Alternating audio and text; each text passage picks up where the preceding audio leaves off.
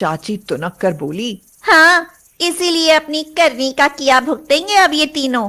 हाँ, चल बुढ़िया, जल्दी जल्दी हाथ चला, वरना खाने भी नहीं दूंगी तीनों को। हाँ। इस तरह हर रोज उन तीनों को छलते रहे दोनों पति पत्नी। बच्चे अपने माँ बाप को याद करके और अम्मा अपने बड़े बेटे बहू को याद कर चुप चुप के रोया करते।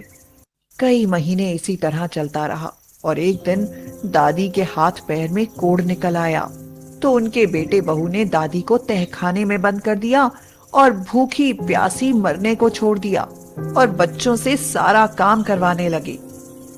जुल्म सितम से तंग आकर दोनों बच्चों ने एक रात मौका देखकर चुपचाप तहखाने में जाकर दादी को कमरे से बाहर ले आए और तीनों उस हवेली से रातों रात भाग निकले। तीनों रात के अंधेरे में भागते भागते शहर से दूर सुबह तक किसी गांव के पास वाले सुनसान जंगल में पहुंच गए। उस जंगल में कहां जाएं, उन्हें कोई रास्ता नहीं सूझ रहा था।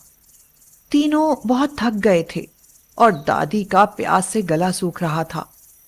दादी तो वहीं लेट गई तो अंकुर और पिंकी पानी की तलाश में यहां वहां भटकने लगे। तभी पिंकी की नजर एक पुराने से कुएं पर पड़ी। दोनों दौड़कर कुएं के पास पहुंचे तो कुएं के बाहर उन्हें एक सुनहरी मछली पानी के लिए तड़पती नजर आई। अंकुर और पिंकी ने उस मछली को उठाकर कुएं के पानी में डाल दिया। तभी एक चमत्कार हुआ और उस कुएं से एक बहुत सुंदर परी बाहर निकली। उसने बच्चों से कहा, शुक्रिया बच्चों, तुम दोनों की वजह से मुझे मेरा रूप वापस मिला। मैं पाताल परी हूँ। बहुत वर्ष पहले मैंने यहीं पर तपस्या करने वाले एक ऋषि मुनि जी पर इस कुएं का जल छिड़क कर उनकी तपस्या भंग कर दी थी, जिस वजह से उन्होंने मुझे श्राप देकर मछली बना दिया।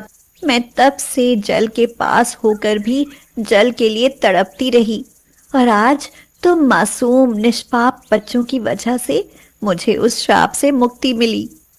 बच्चों बताओ, तुम लोग इस जंगल में क्या कर रहे हो? तो बच्चों ने रोते रोते सारी बात पाताल परी से बता दी, जिसे सुनकर परी को बहुत दुख हुआ। उसने अपनी छड़ी से कुएं को छुआ तो वह कुआं सोने का बन गया और उसमें सुनहरा पानी लबालब भर गया। तब परी ने बच्चों से कहा, यह जादुई सोने का कुआं है। अब इसका पानी जो भी पिएगा उसे कभी कोई रोग नहीं होगा।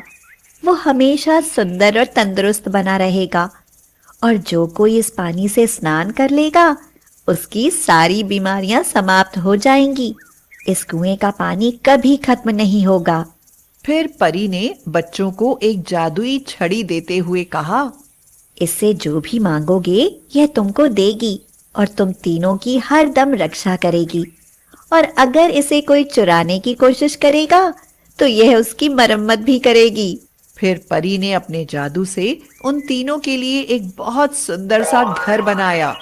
ऐसा कर कर परी वहां से अदृश्य हो गई।